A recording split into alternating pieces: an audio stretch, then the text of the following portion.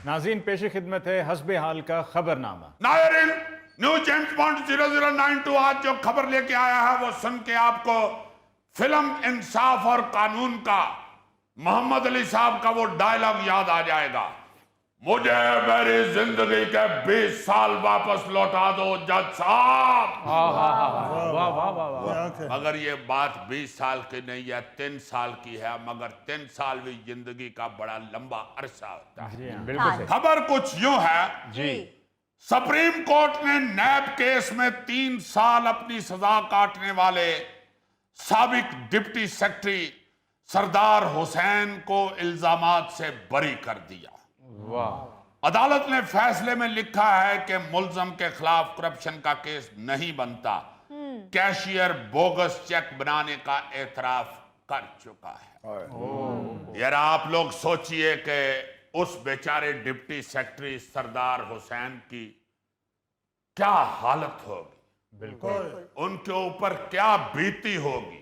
उनको भी छोड़े यार, उनके बच्चों पे, उनकी फैमिली पे क्या बीती हो। बिल्कुल। ताने सुन सुन के उनका हशर हो गया होगा।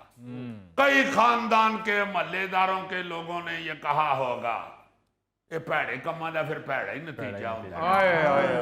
राम खांदे रहे ने तो उन्हें फड़िया गया ना। बच्चों के दोस्तों ने उनको ताने दिए होंगे कि ताड़ा सुनिया बा फड़िया गए। हाय हाय हाय हाय। 3 साल जेल में रहा है वो बंदा।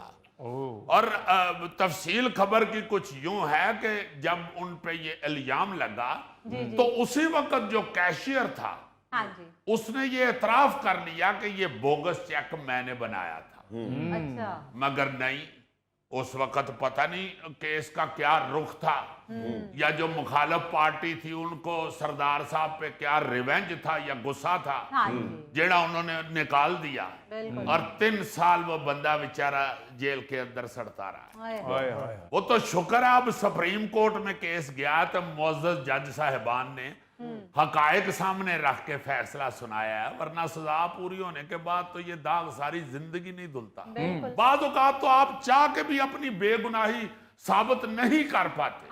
ये केस सुनकर अजीजी साहब मुझे अपनी जवानी याद आ गई है। ओहो, आप भी पकड़े गए थे?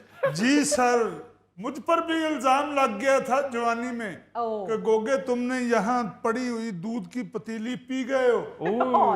मैंने बहुत चिल्लाया, बड़ी चीखें मारी कि अम्मी हजूर मैंने दूध की पतीली नहीं पी, लेकिन मेरी फरियाद किसी ने नहीं सुनी। मेरी इतनी पिटाई हुई कि मैं क्या बताऊं। अम्मी ने तो मारा ही मारा, अब्बू ने भी मुझे मारा। ओए होए होए, जे नहीं रजिया ते हुण असी डांगा फाड़ लेंगे। गोगे अभी तो तुम्हें चाइना ने मारना है, रशिया ने मारना है। ओ नहीं भाई, मेरी बात तो सुन लो। मैं अपनी बेगुनाही साबित करने के लिए घर से निकल गया। आधी रात को निकला मैं उस बिल्ले की तलाश में जिसने दूध पिया था। भटकता रहा सहराओं में, पहाड़ों में, लेकिन बिल्ले को मैंने पकड़ लिया। बिल्ला म्याऊं म्याऊं कर रहा था लेकिन मैं लेके आया। मैंने कहा अम्मी जान ये है आपका मुल्ज़म, इसने दूध की पतीली पी है। लेकिन उस वक्त मेरे सफेद बाल हो चुके थे। मैं क्या बताऊं। यानी कि बचपन में फंसा हुआ 55 में बेगुनाह साबित हुआ। लेकिन जज साहब एक पॉइंट है इसमें गलत है। इसने कहा मेरे सफेद बाल हो गए थे, इसके बाल सफेद नहीं हो सकते, इसकी विग है। क्योंकि मैं माफी चाहता हूं, तुम्हारी बेगुनाही पे तो अभी भी हमें यकीन नहीं। हो सकता है तुमने अपना मुद्दा उस मजलूम बिल्ले पे डाल दिया।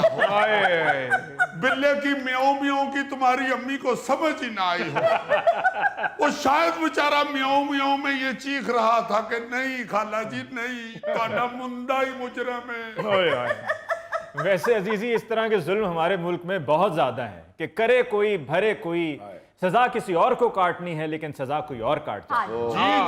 जी, एक बिल भी पेश हुआ था, मुझे याद है सेनेट में, कि जेलों में कैद बेगुनाह अफराद को मुआवजा दिया जाएगा। अच्छा। बट ठीक है, मुआवजा भी किसी हद तक उस अरसे की अजियत की तलाफी हो सकता है, जितना अरसा वो बेचारा कैद रहा है। जी जी। जी लेकिन जितना मर्जी मुआवजा दे दो यार, वो गुजरा वक्त तो नहीं वापस आ सकता ना। जैसे मुझे वो डायलॉग ईमान से मुझे आज तक याद है मोहम्मद अली साहब का, मुझे मेरी जिंदगी के 20 साल लौटा दीजिए जज साहब। हाय हाय।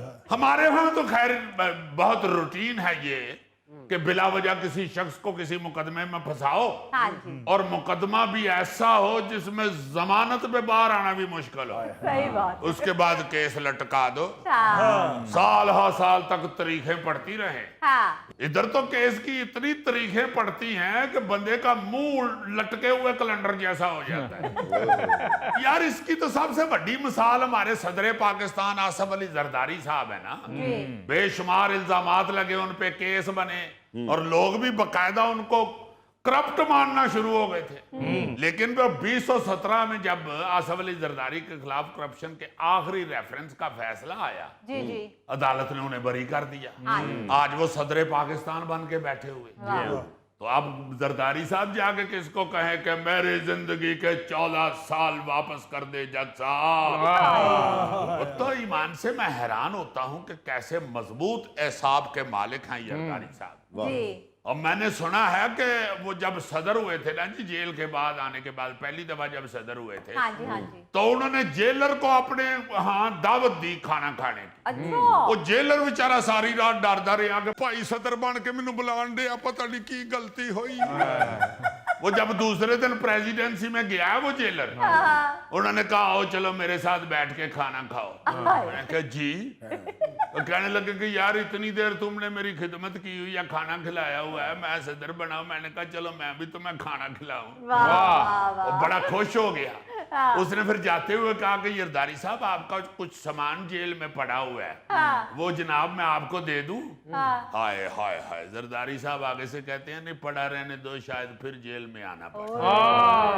अजीजी, इसीलिए तो अदालत उज़्मा के एक सीनियर जज ने कहा था कि झूठा इल्जाम लगाने वाले को उम्र कैद होनी चाहिए। अब बिल्कुल सही बात है, जहां पे बेचारा एक बेगुनाह बंदा सजा काटता है, जेल में सड़ता कुड़ता है, अपनी जिंदगी बर्बाद करता है, वहां जब ये साबित हो जाए कि ये बेगुनाह है, इसे फंसाया गया है, जी। तो जिसने फंसाया उसको भी जरूर सजा मिलनी चाहिए, और कम से कम उससे तो डबल मिलनी चाहिए। बिल्कुल सही। इसका बेहतरीन हल हमारे दुनिया टीवी के चेयरमैन मियां आमिर महमूद साहब ने कुछ दिन पहले अपनी एक तकरीर में दिया है ना जी। जी जी सूबे छोटे करो, 32-33 हाई कोर्ट्स हों, हाँ जी आराम से जल्दी जल्दी फैसले हों और अच्छे फैसले हों, सुकून के साथ हों। बिल्कुल बेगुनाह आदमी इस तरह जेलों में ना बेचारे सड़ते कुड़ते रहे, हाँ जी वरना सिर्फ इतना कह देना कि जी ये बेगुनाह था, ये तो कोई अजाला नहीं है ना उसकी तकलीफ का। हाँ जी और मैंने पहले भी एक लतीफा सुनाया था ना जी, जी वो बंदा को एक अपने घर में हंसी खुशी जिंदगी गुजारता रहा बेचारा, मुंह पे हासा उसा ला के। अच्छा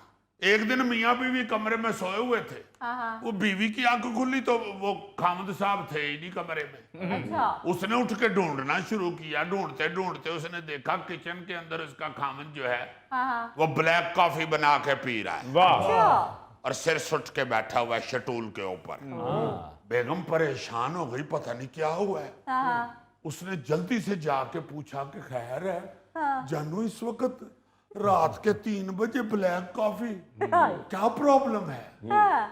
कहता कुछ नहीं, बस जाके सो जाओ। कहते हैं नहीं कुछ तो बताओ, मैं तुम्हारी लाइफ पार्टनर हूँ, हमारे तुम्हारे दुख साझे हैं, प्लीज कुछ तो बताओ। कहता नहीं कोई बात नहीं, हे दुख मैं ही जान लवा तू जा। उसने कहा मुझे बताओ तो सही।